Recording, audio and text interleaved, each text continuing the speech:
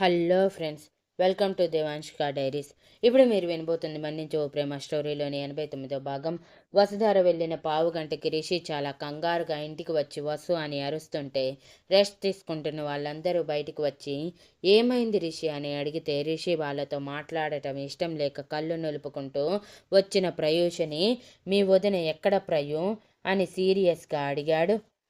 రిషి మొహం చాలా సీరియస్గా ఉండటం గమనించిన ప్రయూష భయంగా, తెలియదు అన్నయ్య, నేను ఇప్పటి వరకు నిద్రపోయాను అని చెప్పగానే రిషి వసు అని అరుస్తూ తన రూంలోకి వెళ్ళిన ఎక్కడా కనిపించక మళ్ళీ వసు అని పిలుస్తూ అన్ని రూమ్స్ చెక్ చేస్తూ ఉంటే అజయ్ గారు, వినోద్ గారు కంగారుగా ఏం జరిగింది రిషి అని అడిగారు.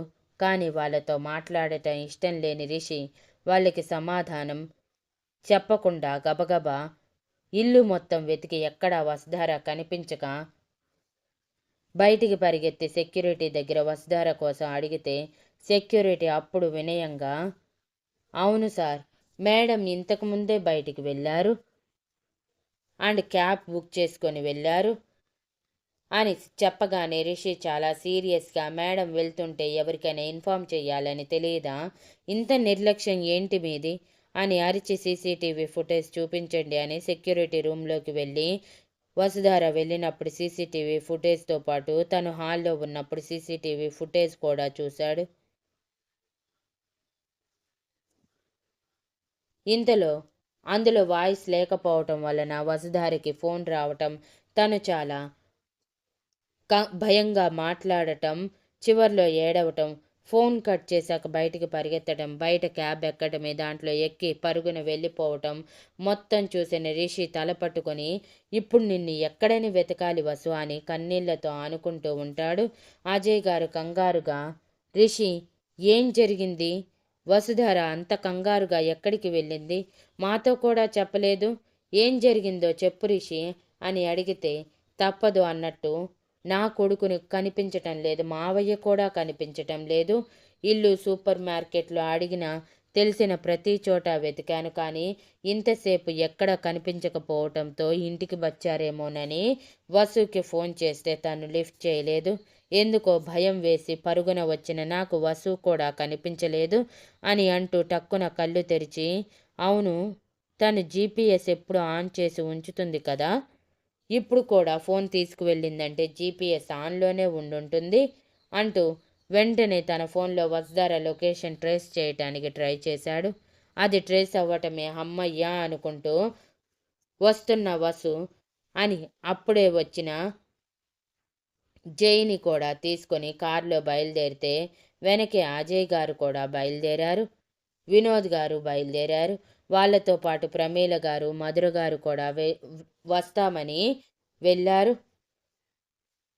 ఇక ఇక్కడ వసుధార క్యాబ్లో బయలుదేరటమే కన్నీళ్లు కారిపోతూ ఉంటే వాటిని తుడుచుకుంటూ కంగారుగా ఫొటోస్ వైపే చూస్తూ ఉంది. అందులో ధర్మేంద్ర గారు నేల మీద రక్తపు మడుగులో పడి ఉంటే పక్కనే కమిలిన దెబ్బలతో మొహం మీద చేతివాతలతో కుర్చీకి కట్టేసి ఉన్న వర్షిత్ స్పృహలో లేకుండా కనిపించాడు.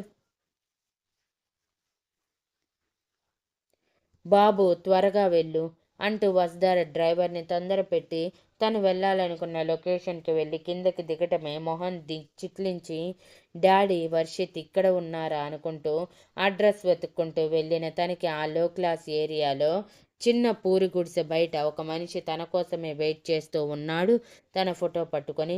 వసుధార ఆ వీధిలో అడుగు పెట్టడమే, ఏ ఈట్రా అని బేస్ వాయిస్లో పిలిచాడు.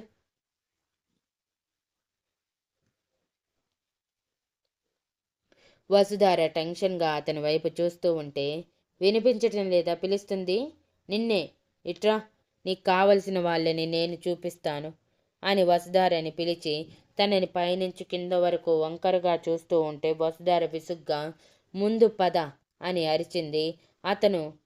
అతనిని చూసి భయం వేసిన ఆ భయాన్ని బయటికి చూపించకుండా, బాగానే ఉంది పొగరు పట్టిన పోట్ల గిత్తలా చూడటానికి చాలా బాగున్నావు అని అతని వంకారగా అంటూ సరే పద అని ఆ లో క్లాస్ ఏరియాలో చివరి గుడిసెకి తీసుకువెళ్ళి లోపలికి వెళ్ళు అని చెప్పి బయటే నిలబడితే అతనితో పాటు మరో నలుగురు వచ్చి నిలబడ్డారు.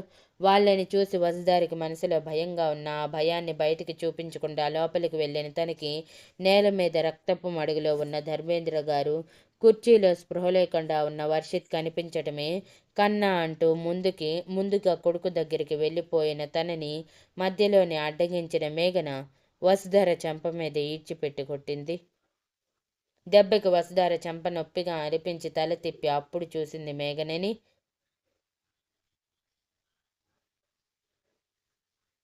ఎదురుగా మేఘన తనని చూసి కోపంతో ఊగిపోతూ కనిపించగానే మేఘన అంటూ ఆశ్చర్యపోతుంటే, అవును మేఘననే, నీ వల్ల నేను నా జీవితాన్ని కోల్పోయాను. నువ్వు మాత్రం నీ భర్త, కొడుకు, ఫ్యామిలీతో సంతోషంగా ఉంటే ఎలా చూడగలను? అందుకే కాపు కాసి మరీ ఇక్కడి వరకు నిన్ను రప్పించాను. ఇక నిన్ను కాపాడే నాదుడే లేడు. నిన్ను చేరుకోవటానికి నీ మొగుడికి నువ్వు ఉన్న లొకేషన్ తెలియదు. బికాజ్ మధ్యలోనే నీ ఫోన్ పోయింది కదా అని వంకరగా నవ్వుతూ అంది. మళ్ళీ తనే మాట్లాడుతూ, నిన్ను, నీ కొడుకుని, నీ తండ్రిని, ముగ్గురిని ఇక్కడికి ఎందుకు రప్పించానో తెలుసా? ఇక మీరు ఎప్పటికీ ఎవరికి కనిపించినంత దూరం పైకి పార్సిల్ చేసేద్దామని. ఆల్రెడీ నీ తండ్రి అదే వేలో ఉన్నాడు. చూడు చూడు తల నుంచి ఎలా రక్తం కారుతుందో అని తల నుంచి విపరీతంగా కారుతున్న రక్తాన్ని చూపించి మేఘన పైశాచికంగా నవ్వుతూ ఉంటే, అలా కాదు బేబీ నవ్వాల్సింది, ఇంకా గట్టిగా నవ్వాలి. రాక్షసంగా ఎలా అంటే వీళ్ళు మన నవ్వు చూడగానే భయపడాలి. వాళ్ళ మొహంలో భయం చూసి మనం ఆనందించాలి అంటూ లోపలికి వచ్చారు పానీగారు.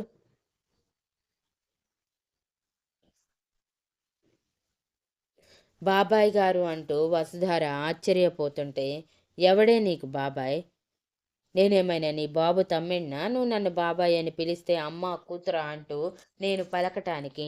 చాలా రోజుల నుంచి నిన్ను ఆ ఇంటి నుంచి బయటికి పంపించాలని ట్రై చేశాను, కానీ రివర్స్లో నువ్వే మమ్మల్ని పంపేశావు అని కోపంగా అంటూ వసుధార జుట్టు పట్టుకొని తన మొహంలో మొహం పెట్టి, ఎందుకే రిషికి జరిగిందంతా చెప్పావు? నీకొక విషయం చెప్పనా? మేఘన సుశీల వెనక ఉన్నది ఎవరో తెలుసా? నేను. నేను చెప్తేనే వాళ్ళు ఇదంతా చేశారు. నీ కొడుకు విషయంలో తప్పుగా మాట్లాడి ఆ విషయం నా దగ్గర హైడ్ చేయటం తప్ప. ఆ విషయం మొదట్లోనే చెప్పుంటే మీరు అసలు ఈ భూమి మీద నుంచి నరకంలోకి ఎప్పుడో ట్రాన్స్ఫర్ అయి ఉండేవాళ్ళు. రిషి కంటికి కూడా కనిపించేదానివి కాదు. కానీ చాలా రోజుల తర్వాత తెలిసింది. తెలిసాక నీకోసం నేను పిచ్చోడిలా వెతికాను ఎక్కడ దొరుకుతావని. మీది వైజాగ్ అని తెలిసి వైజాగ్ వచ్చిన మాకు చెప్పా పెట్టకుండా ఇక్కడికో వెళ్ళిపోయారని తెలిసి పిచ్చెక్కినట్టు అనిపించింది. ఎలా అయినా మిమ్మల్ని కనుక్కొని మాకు అడ్డు రాకుండా చెయ్యాలని ప్రయత్నాలు చేశాను, కానీ చివరికి నా ప్రయత్నాలన్నీ విఫలమై నువ్వు రిషి దగ్గరికి చేరావు. ఆ వసుమతిని రిషి దగ్గర చూసిన నేను మళ్ళీ వసుమతి రిషి జీవితంలోకి రావాలనుకుంటుందేమో, నువ్వెక్కడ ఉన్నావో తెలియకపోయినా మరో అడ్డంకిలా అది మారిందని, దానిని తప్పించాక నీ సంగతి చూడాలనుకున్నాను. కానీ అప్పటికే నువ్వు రిషి జీవితంలోకి ఎంట్రీ ఇచ్చి వాడిని వలలో కూడా వేసుకుని నీ వాడిని చేసుకున్నావని తెలియలేదు.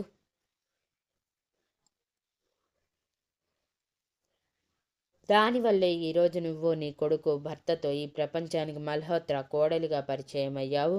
కానీ ఆ గుర్తింపుకి ఇదే చివరి రోజు. ఎందుకంటే ఈ క్షణం నువ్వు నీ బిడ్డ నీ తండ్రి ప్రాణాలు కోల్పోతారు. అనవసరంగా ఆ ఇంటి కోడలుగా వచ్చావు. రావటమే నువ్వు చేసిన పెద్ద తప్పు. అందువల్లే ఇప్పుడు నువ్వు నీ తండ్రి కొడుకుతో పాటు పరలోకానికి వెళ్తున్నావు. అండ్ ఇంకొక విషయం చెప్పనా?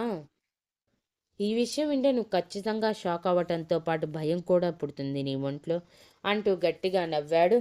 గట్టిగా నవ్వుతున్న పాని వైపు వసుధార అయోమయంగా చూస్తూ ఉంటే, నీకొక నిజం చెప్పనా వసుధారా?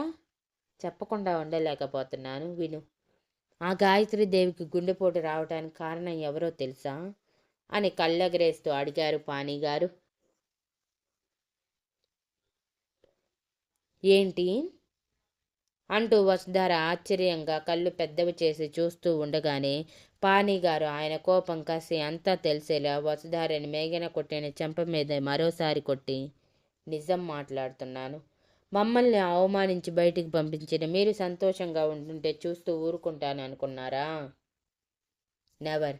మేము ఎంత బాధపడుతున్నామో అంతకు పదింతలు మీరు బాధపడాలి. అందులో ముఖ్యమైన ఆవిడ ఆ గాయత్రి దేవినే.